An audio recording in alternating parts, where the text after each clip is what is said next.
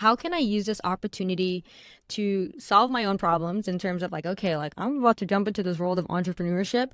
And I will say I've been reluctant because my mom is self-employed and I've just obviously had to witness what it means for her to be an immigrant woman creating a business in the land of milk and honey. And I'm like, that don't look sexy, y'all. I know the internet and social media is making it look real sexy, but I see my mom, and she is continuously burning the midnight oil. So I think I was always been so, tensioned up against it. I'm like, y'all, no, I don't think it's as cute as y'all think it is. And so that's why for me, I'm at this point where I was like, look, my friend overlooked my LinkedIn. They're like, "You've done how many things?" I was like, "I'm trying to figure out where it's at out here."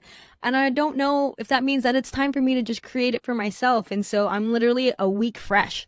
And so that's why I'm just like, I need to tap into folks who have made this jump and made this leap for me so I can have some peace in my spirit. But also, I'm like, I want to document those who are coming behind us and coming behind y'all and being like, hey, what ducks did you get in a row to feel like it was time to make the leap? Was there anything that you would look back on and say, I would have built this foundation differently?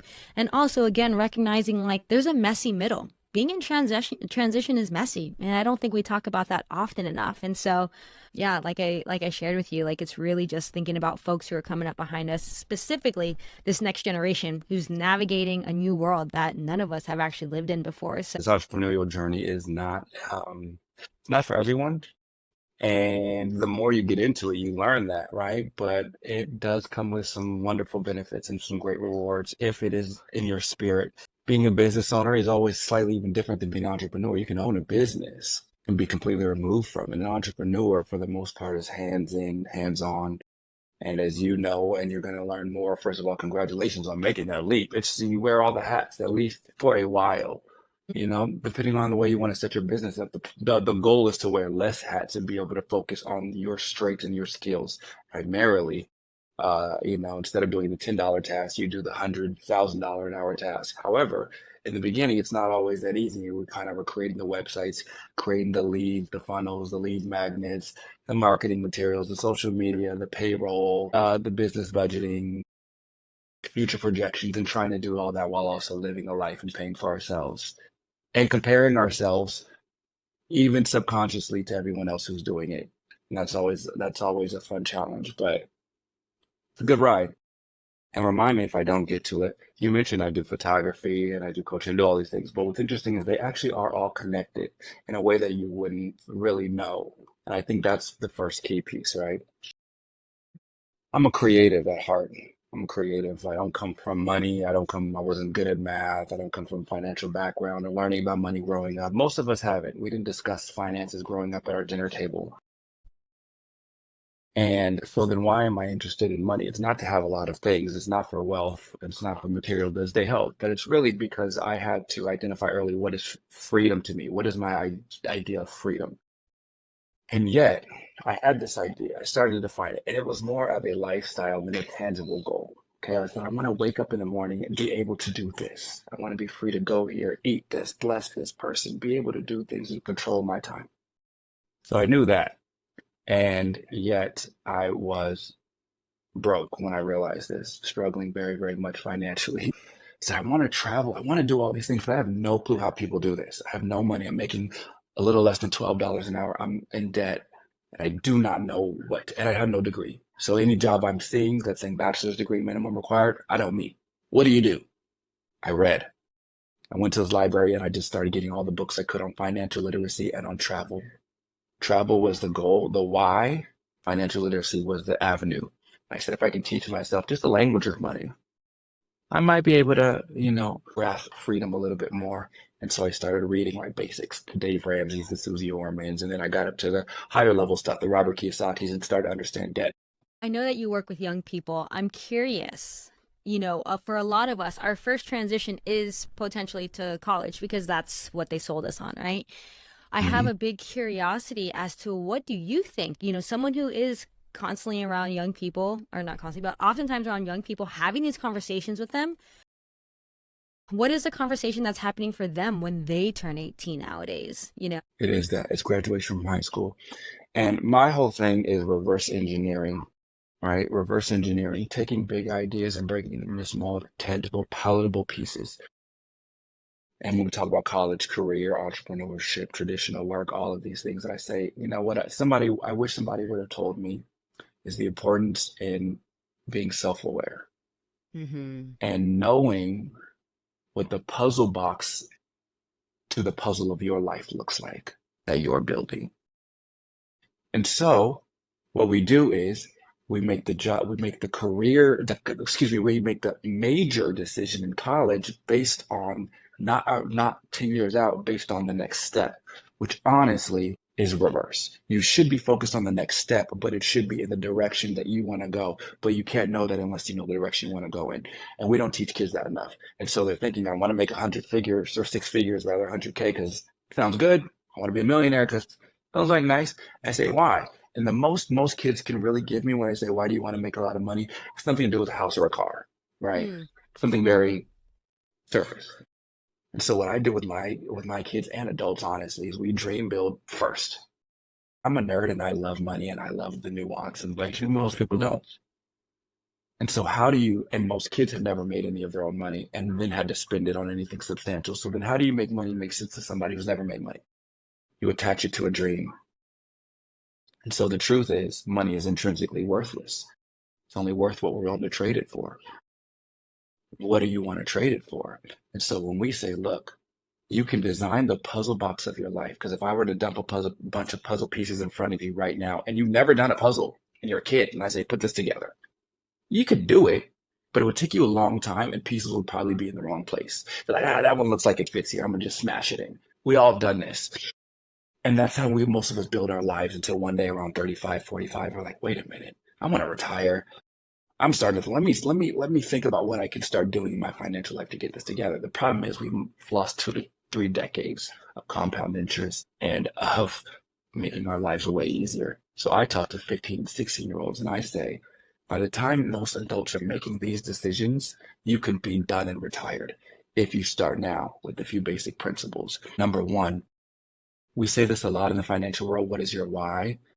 But what does that even mean? It means really say, here's a bunch of puzzle pieces, but here's a blank white box. Let's draw that out first. And then we say, okay, based on that, based on these pieces, we now can say, all right, how much money do we need to make to achieve this? Boom.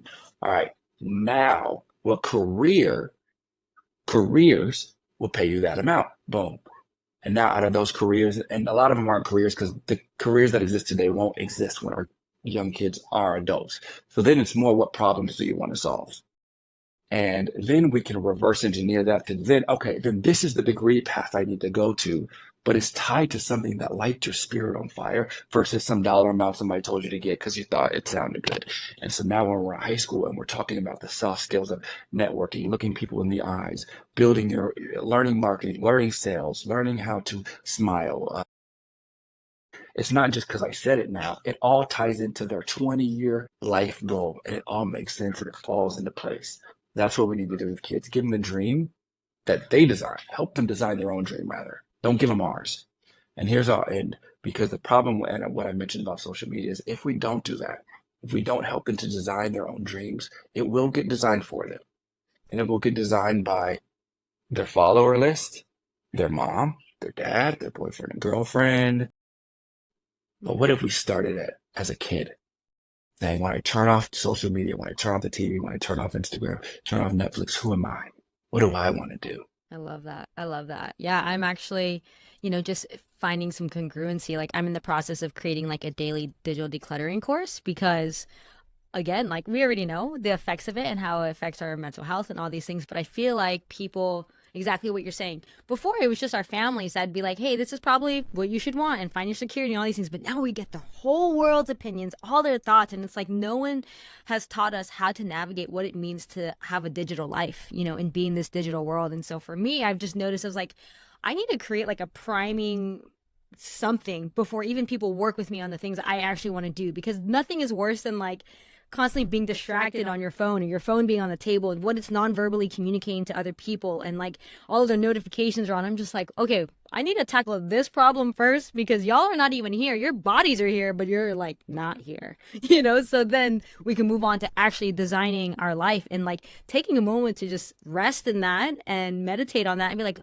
what is it that I actually want? And so my question for us and you, and just even a moment of just having some fun with playing and imagination, the thing I heard the most was that we need to support young people in building that self-awareness sooner than later. So, what are some best self-awareness practices that people can get started with right now? Well, we've heard this a lot, but I think it's a good starting place is what would you wake up and do every day if money wasn't an option? It's a good question. It's a good starter. Because most people's job and career decisions are based on income, right? What if we could make decisions that weren't based on income? What would you do all day? Defining your rich life. What does your rich life look like past being able to pay your bills and being financially? Let's dream now. Where's the kid? Where's the child? I now try to live all my childhood dreams as an adult. That's all I think about. And so I say, you go outside and you say, who am I? Like I said, who am I? What do I want? What is the most exciting vision in life I can imagine for myself? First off, I think we need to acknowledge that this self-awareness practice does not just happen, obviously. The idea of just being a young person happens often, and especially during every transition. Prior to the transition, it's probably what fuels the fire to even transition in first place, realizing I asked for this life before. The things that I was praying for I now have, but now there's some other things that want to come about. So how to prepare for how to start designing your life in that way. So I love that. And I think just something I want to highlight is like it doesn't ever stop. I imagine like, oh, if we're talking to young people, it's like, okay, let's design your life now. Don't just do it at 16, 17. They're going to do it again at 22, and you're going to do it again maybe every 6 months. And I think that's, bringing it to like anything is possible. A lot of times where we can, for us being in these vessels, we can say that there's a lot of things that are holding us back from anything being possible. I'm curious if this was your mindset, back in going to Tennessee, things of that sort. Like, when did this mindset of like anything is possible started coming to fruition? Is this something that you feel like it's always been a part of you? And how do you navigate that with today's identity cultural conversations? I tell you, that may be the one place in which I am blessed. I've always had a crazy belief in myself, but no real plan, no know-how on how to do it, and it never really showed itself. I just believe, but I've always never made it. Everything's been a failure. So that's one of those weird things. And I've always been kind of brash in my belief in myself, almost arrogant in it, not to my detriment, but in that it just there's nothing I can't do. There's nothing. Matter of fact, it's not nothing I can't do. It's nothing I can't figure out. It's something that's pushed out on social media pretty often, depending on folks' algorithm. Again, making it look like this super sexy thing. And so I'm trying to have an honest conversation with myself and being like, okay, what was my role in the tribe back in the day? Like if we had to go back beyond all this that we have created since then, I was like, would my role have been, I think the best analogy I can use is that maybe potentially the entrepreneurs were the hunters back then, right? Y'all are going out, going to kill that woolly mammoth, Me, do I want to go out and kill that woolly mammoth? No, no, thank you. But I know y'all got to go hunter and y'all got to go gather. So who's going to take care of your kids? Probably me. So it's like I'm kind of in this tension of like, what is now the time to go try and woolly mammoth this? But also at the same time, like, what is what is it? Possibly just joining another tribe and playing my role in that. You know what I mean? And so I'm just kind of curious of your thoughts on that. Like, is entrepreneurship for everybody? Is it something worth Heck no. trying because we get to live in this day of 2024? Like, what are your thoughts on entrepreneurship and self-awareness, and also just kind of on the grand scheme of things of what it means to be a part of a bigger tribe and the collective whole? Entrepreneurship's not for everybody, but everybody should try it because it's the greatest and the hardest. You have to have a certain mentality to be an entrepreneur, and it's to be a successful entrepreneur. It's not it's not sexy and it's not really fun. And so you really have to decide, is it for you? Advice would you give to me, like in this process? Like, what ducks in a row, financially, whatever the case, top three things to just wade into this. And I think something that we talked about was on the spiritual aspect too, is something that I'm really attuned to and curious about, because how to prepare yourself and your posture in that way is something that I want to pay attention to.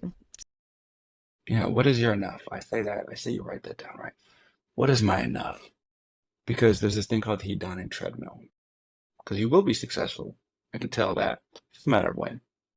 And so, but what happens is there's this hedonic treadmill where enough doesn't ever actually, we never realize when we're in the moment we once prayed to be in. This happens, and this is why I study meditation and being in the present and all of these things. Because if not, you'll be like, I needed to make 1 million. I made that 2 years ago, but I've only been focused on five now. I never even realized I made it. I've never even told my, remember when I said I wanted to make, I remember when I wanted to have a zero net worth because I was so in the negatives. I was like, I would just love to owe nobody anything. Forget it. I remember that. Now I'm up from that, right? And so what is your enough? Like when I say that, so it helps you create. There's always it's okay to grow past that, but it creates a level of peace to say, okay, what I want in my business is this. I want to be able to pay my bills. I want to be able to save a little bit, retire. I want to understand how my money is growing. I want to be able to travel 2 to 3 times a year, whatever that is. Understand it. Once you're there and that's dialed in, it's important to be able to check the box of, okay, I've reached the enough that I set for myself. That doesn't mean that grow past that, but it means don't become obsessed by it because it's what Bob Marley said. They said, what did they ask them? Are you rich? He said, well, what's rich? Oh, do you have a lot of money? He said, well, I don't consider that rich. Right? So what is rich to you? What is your rich life? And no, I'm saying that's something, that's the work. And then you say, okay, well, what needs to happen in my business for me to achieve that? It's not keeping it small, but it's not keeping it too out of touch. It's my enough. Because of course we all want to make $20 million a year. That's cool. Well, you will. That's just a matter of time. Once you make 100 grand, you'll make 200 grand, you'll make 400. The things will just go. But what is my first step? And then really understand. I watch a lot of YouTubes and we watch them with my kids on the difference between entrepreneurship and working for myself. All the hats you need to wear to be successful. You can say I'm an entrepreneur and not be successful all day. Question is it going to get you to your enough? I always say, what are the main things I need to pay for every month? You already quit your job, so anything I'm going to say is not going to apply. But I always say, before you quit your job, say, what are my expenses? It's 3 grand when I include my rent. At very minimum, I can eat spaghetti if I need to every day. But at very minimum, I need to be pulling in this much to feel confident, and I need to be doing that consistently. Whether I'm on retainer with a couple clients that I can count on for the foreseeable future. And then I say, all right, if I'm already doing that and I'm only able to work on this business on nights and weekends, imagine if I quit the job and now I got 8 hours a day to do the exact same thing and replicate. Because you've proven yourself you can do it on nights and weekends, which you clearly have. I doubt you just jumping, but maybe you did just jump, and that's all cool too. Believe me, I'm all for that. Most of the time I've traveled, I threw stuff in a backpack and left with no plan. So I'm all for that. Like I figure I get the hotel when I get there, I walk around a little bit. So I'm all for that. But that's just what I would always recommend. Only for but it's for peace. It's not because a lack of trusting yourself. You'll make it. Everybody will make it. Only people who don't make it is the people who just stopped before they made it. The question is, how do I want to feel during that journey? Do I like, and you ask yourself, this is everybody's different. Do I like that I'm up against the wall every day, so I gotta scratch and claw my way out? For some people, that gets them going. They need that. Comfort doesn't work. Like if I'm cool, I'm never really gonna feel like I gotta go crazy. For me, I had to go crazy because I had to get my job. There was no way I could do this another year. So it was, I have to figure a way out, but I'm going to make sure I can eat in the meantime, even though it's killing me. And I'm going to make sure I'm going to save for retirement because at the end of the day, I'm a planner. I'm a financial coach, but I'm a financial planner. And I reverse engineered my $1 million date. And nothing will stop that, even if it's a job I don't like, until I have something to replace it.